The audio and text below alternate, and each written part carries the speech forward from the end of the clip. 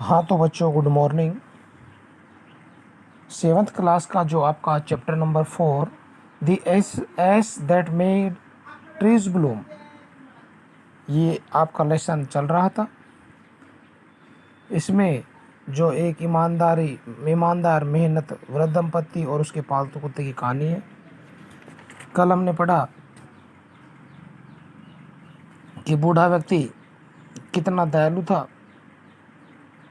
कितनी मेहनत करता था। रोज सुबह में अपनी कुदाल और फावड़ा लेकर खेतों पर जाता, कड़ी मेहनत करता और वह अपने खेत में जो घास के ढेर थे उनको पलटता रहता था, ताकि जो अन्य दूसरे जीव हैं, कीड़े मकोड़े खाने वाले, उनको भी भोजन मिलता रहे। यानी कि उसके अंदर बहुत ज़्यादा दयालुता थी, जीवों के प्रति उसके अंदर दयालु भाव था। पक्षियों को भोजन देने के उद्देश्य से वो क्या करता था, जब अपने धान के खेत में जाता था तो जो घास के ठेले होते थे उनको जानबूझ करके इधर उधर उड़ेल देते था, ताकि उसमें से जो जीव जंतु निकलते हैं उनको खा करके पक्षी अपना पेट भर सकें। कल यहाँ तक पढ़ा, आज हम उससे थोड़ा सा और आगे पढ़ते हैं। तो बच्चों, अब हम इस लेसन को प्रारंभ करते हैं। One day the dog came running to him. One day, एक दिन, द डॉग माने कुत्ता, केम माने आया, रनिंग माने दौड़ते हुए, हिम टू हिम माने उसके पास। अब एक दिन क्या हुआ कि वो जब अपने खेत में वो धान के खेत में गया था, वहाँ पे काम कर रहा था। उसके बाद एक दिन क्या हुआ कि कुत्ता दौड़ता हुआ उसके पास आया। One day the came running to him, running मानी दौड़ते हुए, टू हिम मानी उसके पास आया। एक दिन कुत्ता दौड़ते हुए उसके पास आया। Putting his paw against his legs and motioning with his head to some spot behind। देखिए, पा होते पंजे, मोशन होता है गति या गति का प्रकार, मॉर्टनिंग होता है गति या गति का प्रकार। पुटिंग हिज पा अगेंस्ट हिज लेग, पुटिंग रख दिए, हिज पा अपने पंजों को किसके ऊपर रख दिया।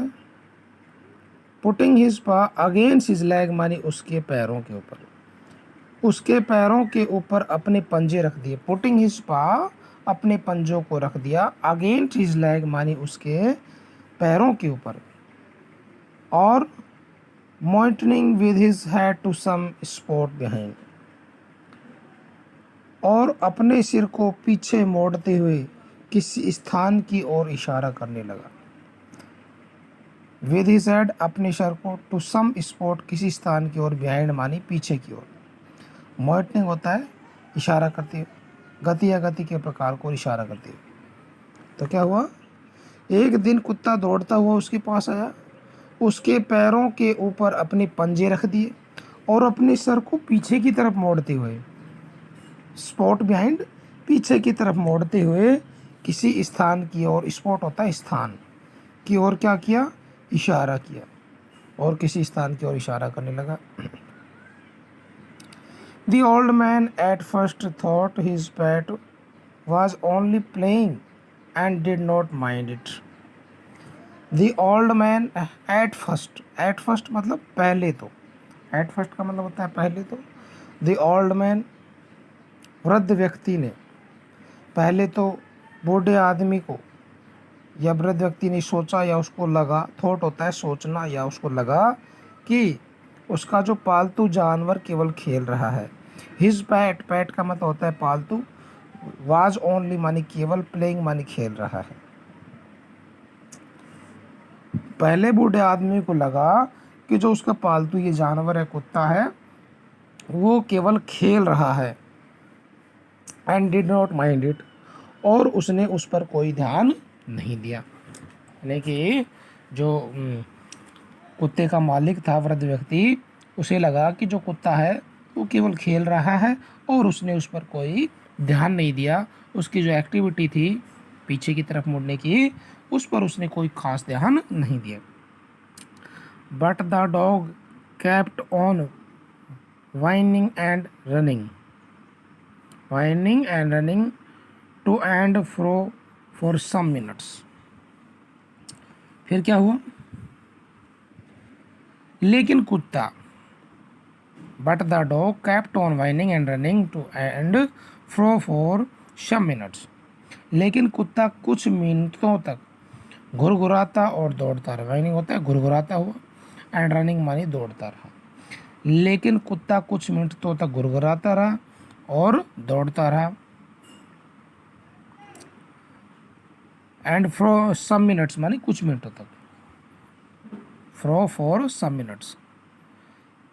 लेकिन कुत्ता कुछ मिनट तक घुरघुराता और दौड़ता रहा। यहाँ पर वाइनड होता है दर्द या दुख के कारण कराहना, और टू एंड फ्रो का मतलब आगे और पीछे की ओर, यानी कि वो कुछ मिनटों तक आगे पीछे होता रहा और घुरघुराता रहा, दर्द से कराहता रहा। Then the old man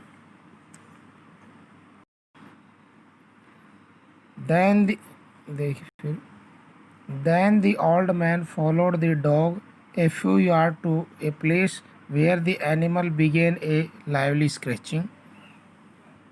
Then तब the old man बूढ़े व्यक्ति ने कुछ गज की दूरी तक, then the old man followed the dog a few yards होते हैं गज, yards होता है गज, गज जो नापने की इकाई होती है।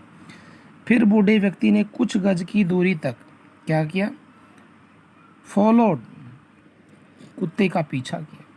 फिर बूढ़े व्यक्ति ने कुछ गज की दूरी तक कुत्ते का पीछा किया। Where the animal began a lively scratching, जहाँ जानवरों ने एक अजीब तरह से खरोचना शुरू किया। क्या किया? फिर बूढ़े व्यक्ति ने कुछ गज की दूरी तक कुत्ते, देन द ओल्ड मैन, तब वृद्ध व्यक्ति ने, फॉलोड द डॉग, कुत्ते का अनुसरण किया या उसका पीछा किया।